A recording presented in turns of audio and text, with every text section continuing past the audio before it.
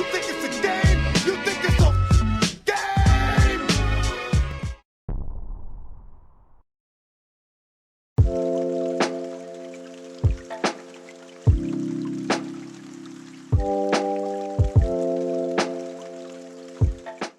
Alright, we at YCS Shutter Island with most schizo mermail list I've ever seen in my life. Yo, we're rocking with the Ice Barrier Ice Jade Deep Sea Mermail Atlantean deck.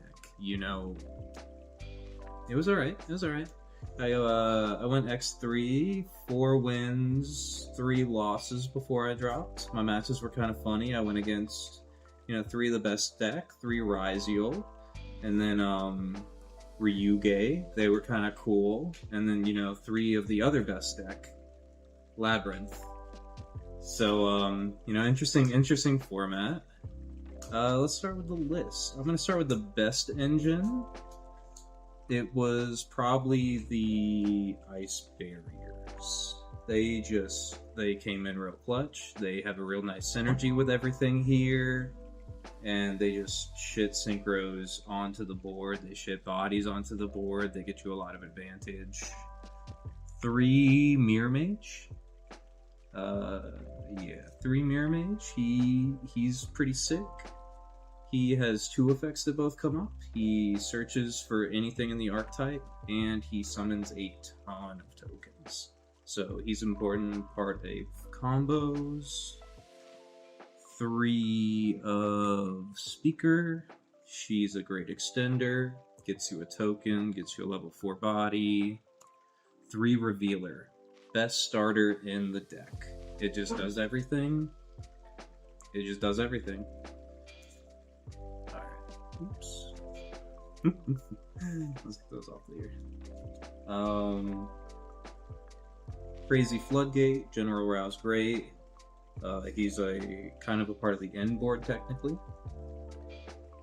3 Georgius.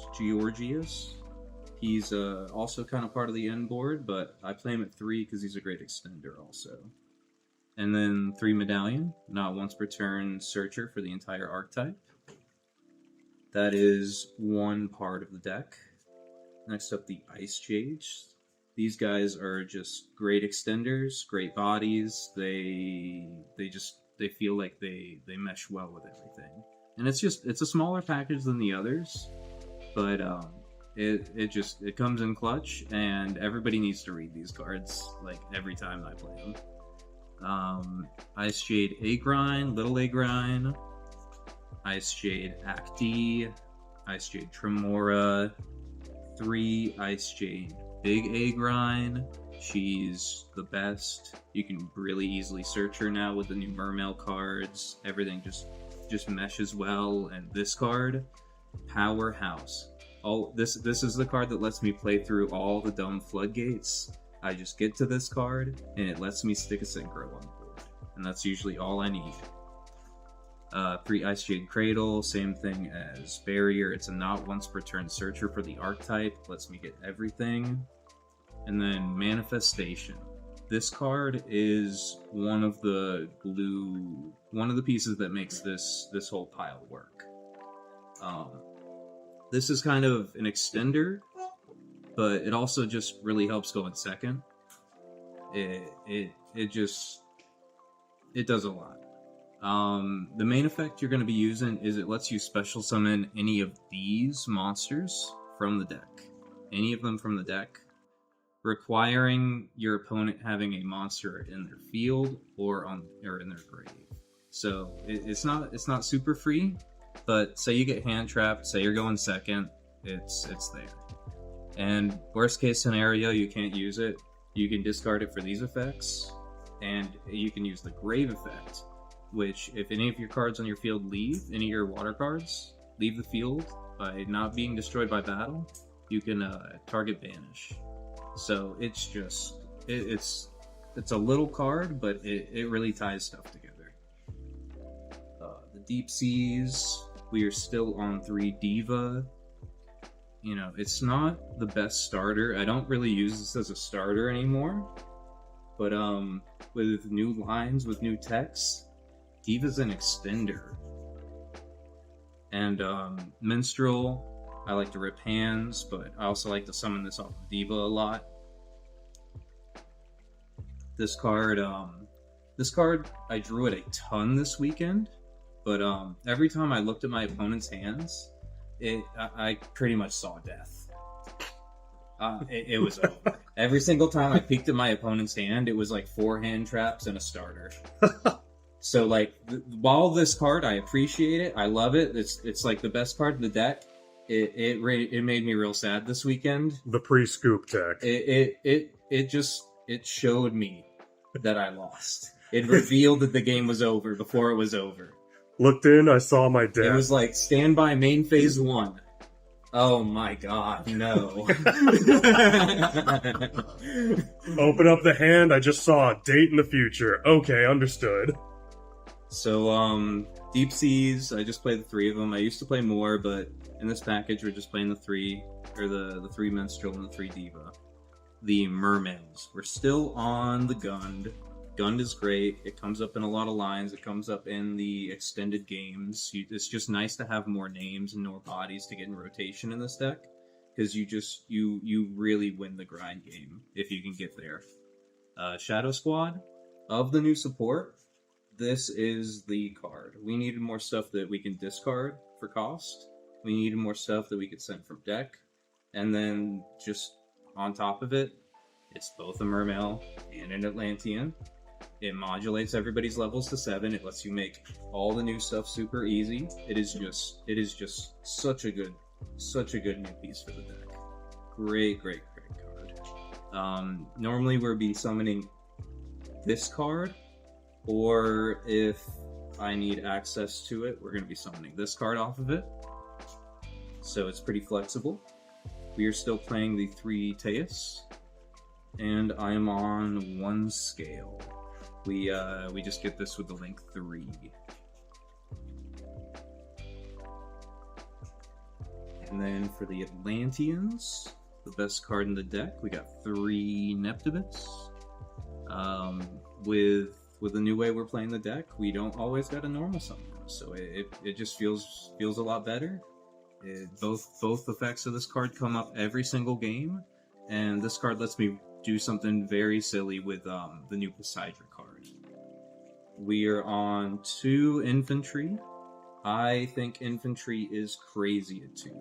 You're going to be searching 1 a lot of the times in your main combos.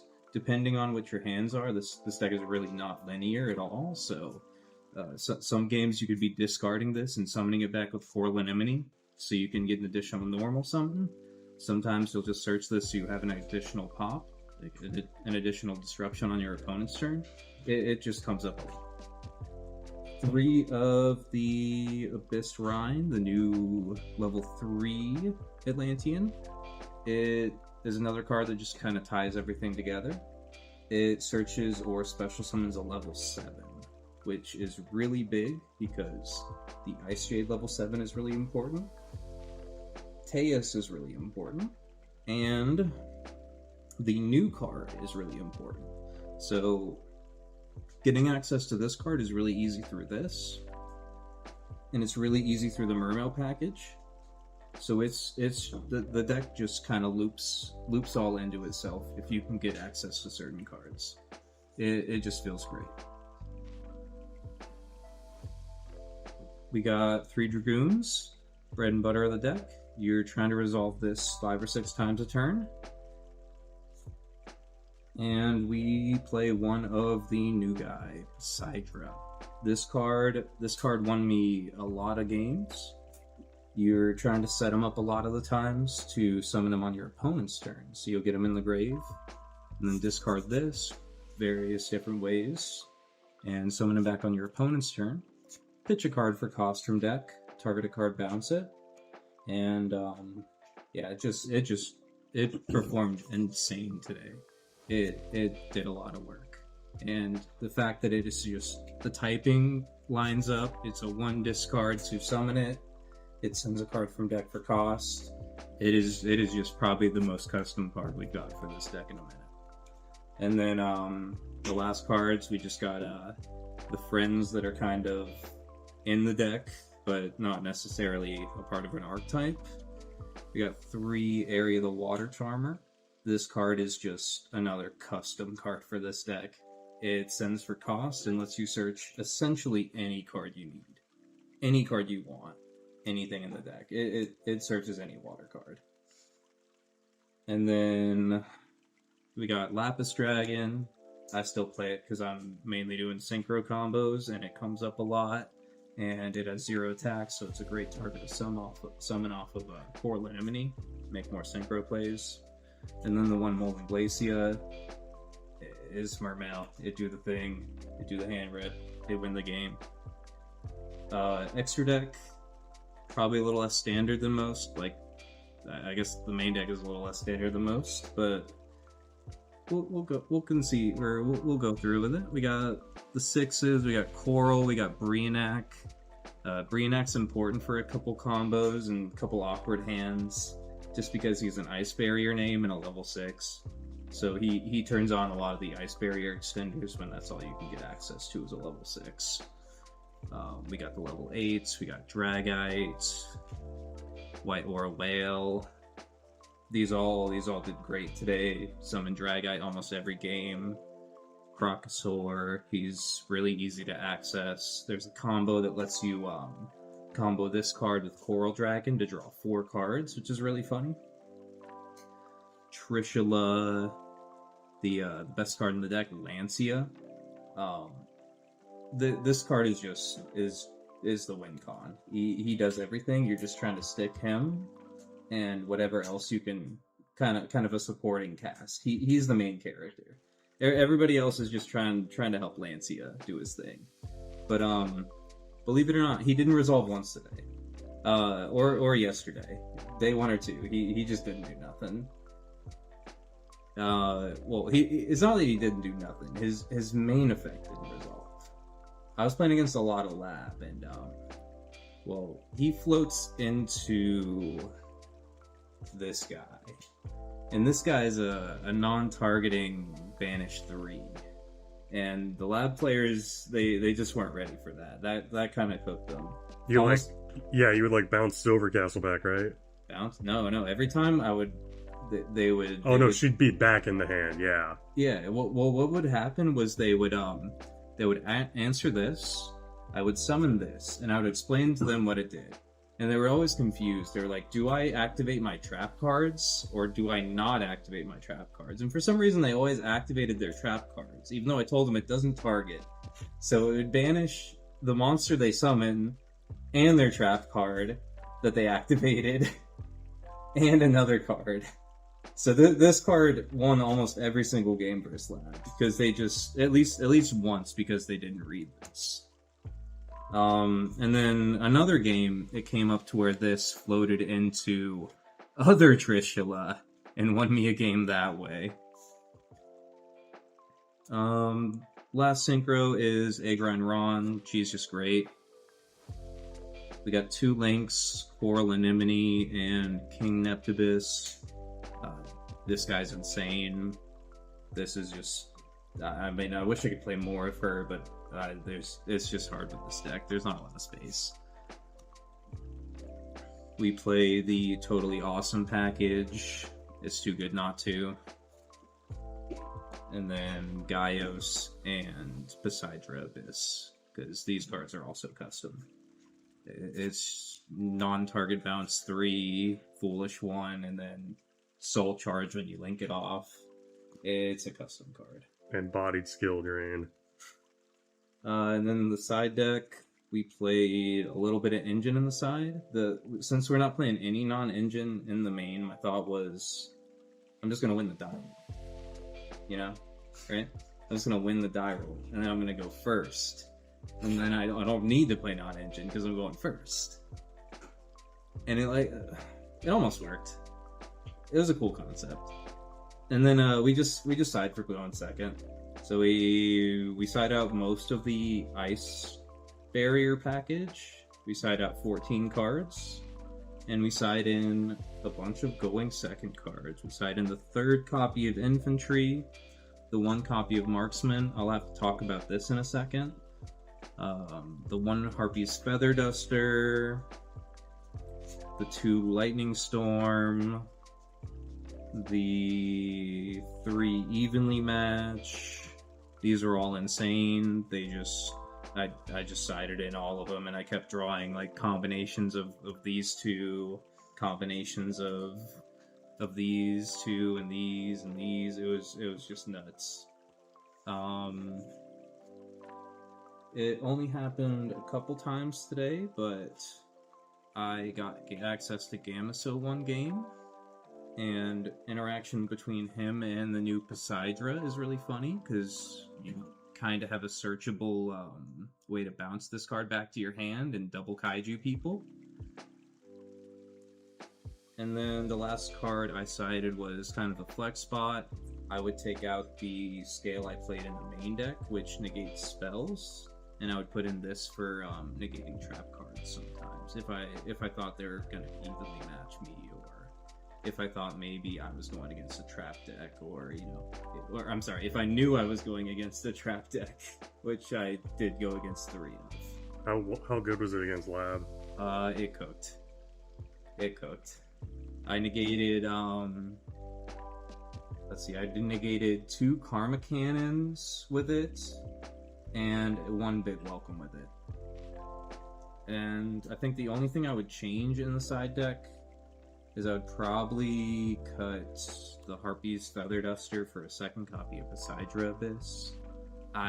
There was a couple games where we got into the grind game and I was missing this. It's searchable instead of just a random one of in my 60 card pile. And what about Marksman? Oh yeah, Marksman. So this card, it overperformed, especially with this card. Since I was going against so many lab players, I kept setting up this line where I would summon this on my opponent's turn towards their end phase while they were, getting ready to pass to me, and I would bounce 1 trap and then pop another, and it just got insane because I was able to loop this back with one of the deep sea cards. So I was just almost every end phase I was popping 2 cards or getting rid of 2 cards. They couldn't keep up. It was great. And then another game verse, I want to say it was Ryuge. I needed to summon this card to push for game. So I had Foolish this, and I used the special summon from deck effect to like find a cheeky little lethal line. It was really funny. This card came in clutch this weekend. But overall, X3, 4 wins, 3 losses. Dropped out after round 7. Not too bad. It was a fun YCS. Thank you, Gogiga Guys. Yeehaw. Is there anything you would change about the deck? No, it's perfect. God bless. It's just that 1 side deck card.